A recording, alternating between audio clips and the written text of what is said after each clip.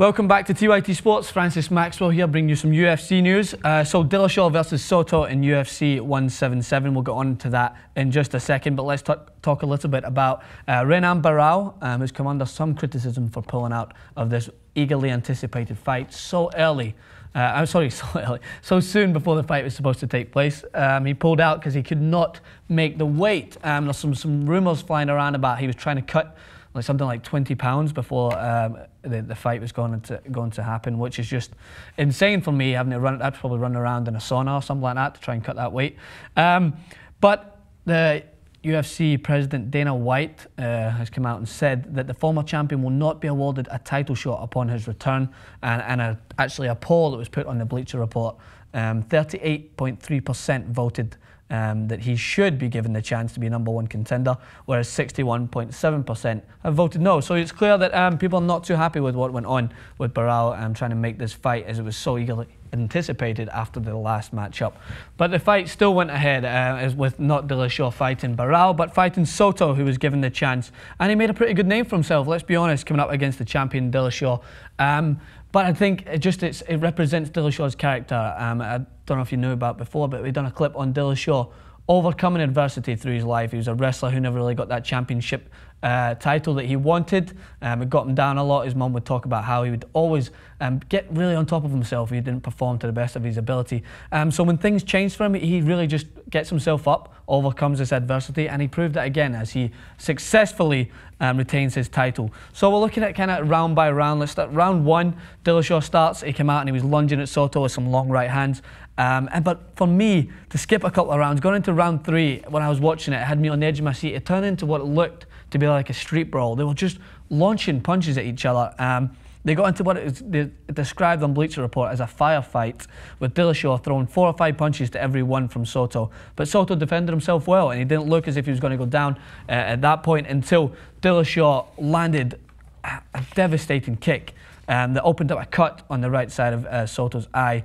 But the challenger, he didn't seem to be too caught up about it. He's still done well to hold his ground and fight back, taking some body shots from Dillashaw, but then he landed another right kick high on the temple of Soto, which is described as destroying his equilibrium. Why can't I say that word? Destroying his equilibrium. And Soto hit the ground before Dillashaw got on top and started to land some punches before the fight. McCarthy intervened. The fight referee intervened. So, some points to make on this. I know Jason wants to throw in a couple of points, but Dillashaw, as he's shown, he is resilient and successfully defended his title. He's a true champion in this aspect. It was a closer fight than what many would have had predicted, but Dillashaw did well to make sure to see it out to the end in the round 5. Jason, what was your take on the fight? A few things to take away from the Soto-Dillashaw fight. In addition to everything you were just recapping.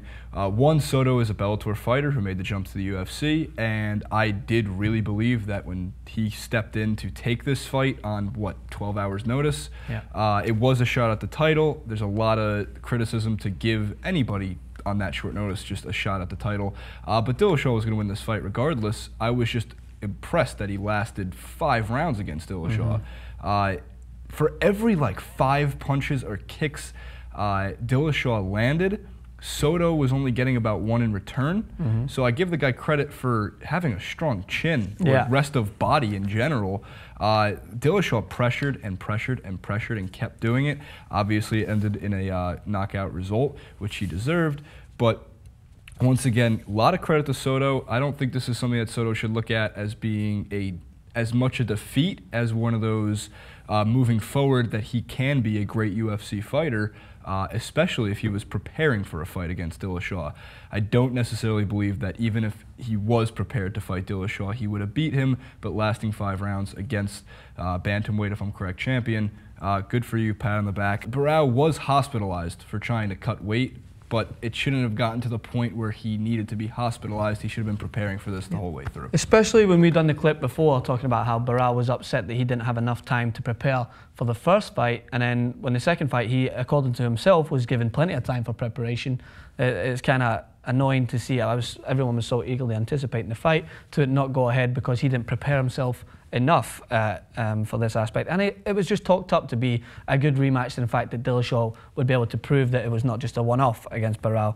I mean, nothing to take away from Barao. Let's not get it wrong. He's a former division king, 33 fight unbeaten streak before his loss to the current champion.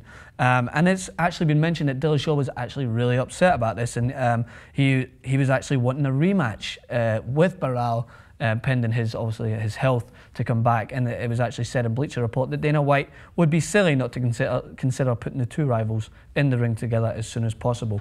But as you said, good points to take away for Soto, being a resilient fighter in this and not going down early after he took a few tough hits. But the thing about Soto that was touched upon by an expert in Bleacher Report is that he comes into each round with a certain amount of furiosity and aggression, but towards the end of the round he goes into what they described as a defensive shell, which allowed for Dillashaw to really attack and get going, and eventually in round 5 caught him with that kick which sent him to the canvas. So but as always, we love bringing you our UFC news, but not to worry, you fans who are going to be asking, what's happening to college football? We will bring you a recap. Ben will be in tomorrow to make sure to recap some of the college football action from the weekend. And also, we'll bring you more UFC news, as UFC 178 is mouthwatering. I can't wait for it. Thank you again.